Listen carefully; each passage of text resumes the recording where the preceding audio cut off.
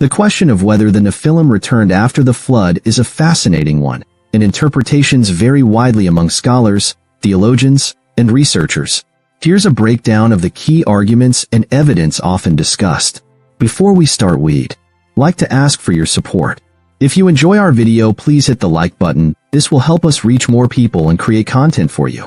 Now let's get started with today's video. Did the Nephilim really return after the flood? The mystery revealed. The enigmatic beings known as the Nephilim are one of the Bible's most intriguing mysteries. Introduced in Genesis 6 verses 1 to 4, they are described as giants and mighty men of renown, born from the union of the sons of God and the daughters of men. This controversial narrative has sparked endless debate among theologians, historians, and researchers. If the Nephilim were destroyed in the flood, as many believe, how could they reappear in later biblical accounts? Let's explore the evidence and theories surrounding this mystery. Who were the Nephilim? The term Nephilim derives from the Hebrew root NPL, meaning to fall or fallen ones. In Genesis 6 verse 4, they are described as beings of extraordinary size and power, likely resulting from the union of the sons of God and the daughters of men. The sons of God. There are three primary interpretations of the sons of God. Fallen angels, the most popular view, supported by ancient texts like the Book of Enoch, identifies the sons of God as angelic beings who rebelled against God. Lineage of Seth.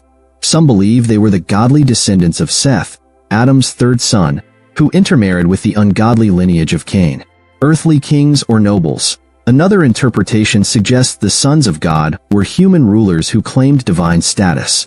Why were the Nephilim significant? The Bible implies that their existence played a key role in corrupting the earth's inhabitants, contributing to the divine judgment of the flood. Their extraordinary abilities and imposing presence made them figures of fear and fascination. What happened to the Nephilim during the flood? The global flood described in Genesis 7 was intended to purge the earth of wickedness, including the Nephilim. Genesis 7 verse 23 states, "Every living thing on the face of the earth was wiped out. People and animals and the creatures that move along the ground and the birds were wiped from the earth. Only Noah was left, and those with him in the ark." If this is taken literally, it would suggest the Nephilim perished. However, later passages seem to contradict this. Post-flood Nephilim references. 1. Numbers 13:33. When Moses sent spies into the land of Canaan, they reported, "We saw the Nephilim there, the descendants of Enoch come from the Nephilim. We seemed like grasshoppers in our own eyes, and we looked the same to them." This passage indicates that beings described as Nephilim, or their descendants, were present in Canaan long after the flood. 2. The Anakim, Rephaim, and other giants. Several post-flood clans are described as giants or related to the Nephilim. Anakim, the descendants of Enoch, mentioned in Deuteronomy 2 verses 10 to 11. Rephaim, another race of giants, mentioned in Deuteronomy 3 verse 11, including King Og of Bashan, who slept in a massive iron bed. Philistine giants, figures like Goliath and his kin, described in 1 Samuel 17 and 2 Samuel 21 verses 15 to 22, were known for their extraordinary size. Theories about the Nephilim's return. 1. Survival through the flood. Some argue that the Nephilim, or their genetic lineage, may have survived the flood. Possible explanations include: Noah's family carried Nephilim DNA. Noah's wife, or the wives of his sons, may have been of partial Nephilim descent, allowing their traits to re-emerge. Geographical isolation. Some suggest a localized rather than global flood, leaving certain Nephilim populations untouched. A second incursion.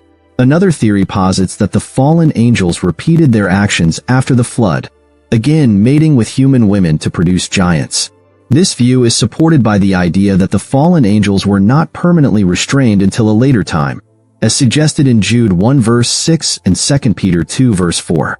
3. Symbolic interpretation. Some scholars argue that post-flood references to Nephilim or giants are metaphorical. The spies in Numbers May 13 have exaggerated their report to discourage the Israelites, likening the Canaanites to the legendary Nephilim for dramatic effect. 4. Nephilim as a separate post-flood lineage. Certain researchers suggest that the Nephilim and other giant clans were not directly related but were separate phenomena. The term Nephilim may have been used generically to describe any race of giants. What do extra-biblical sources say? The Book of Enoch. The Book of Enoch, a non-canonical text, expands on the Genesis account. It describes how fallen angels, the Watchers, taught humanity forbidden knowledge and fathered the Nephilim. According to Enoch, the spirits of the dead Nephilim became demons, continuing to influence the world. The Book of Jubilees. The Book of Jubilees also refers to the Nephilim, stating that God sent the flood to destroy them, but their spirits remained as malevolent forces. Ancient mythologies. Cultures worldwide have legends of giants or demigods, including the Greek Titans, the Norse Jotnar, and the Sumerian Apkallu. Some argue these stories may reflect a shared memory of the Nephilim or similar beings. Modern implications and speculation. Archaeological mysteries. Megalithic structures. Sites like Baalbek, Stonehenge, and the Great Pyramids often fuel speculation that giants or advanced beings once walked the earth. Skeletal discoveries. Reports of oversized human skeletons occasionally surface, though many lack verification or are dismissed as hoaxes. The Nephilim in popular culture. The idea of the Nephilim has gained traction in modern fiction, movies, and conspiracy theories. They are often portrayed as supernatural beings with extraordinary power, tied to end times prophecy and spiritual warfare. Theological and spiritual significance. A battle beyond the physical. The reappearance of Nephilim-like beings post-flood can be viewed as part of a larger spiritual conflict. In Genesis 3 verse 15, God declares enmity between the seed of the woman and the seed of the serpent. Some interpret the Nephilim as an attempt by fallen angels to corrupt human genetics and thwart God's plan for redemption through the Messiah. A test of faith. The Israelites' encounters with giants in the Promised Land served as tests of their faith. Despite the intimidating presence of these beings, God repeatedly delivered his people when they trusted in him. Conclusion. Did the Nephilim return? The question of whether the Nephilim returned after the flood remains shrouded in mystery. The biblical and extra-biblical evidence points to several possibilities. Survival through Noah's lineage, a second incursion of fallen angels, or symbolic descriptions of post-flood giants. While the specifics may never be fully resolved, the story of the Nephilim continues to captivate and challenge our understanding of ancient history, spiritual warfare, and God's redemptive plan. This mystery ultimately serves as a reminder of the Bible's rich tapestry of divine truths and enigmatic narratives, encouraging deeper exploration and faith. What do you think? Are the Nephilim a relic of the past, or do they hold clues to the future? Please subscribe my YouTube channel. I hope you like this video. Thank you.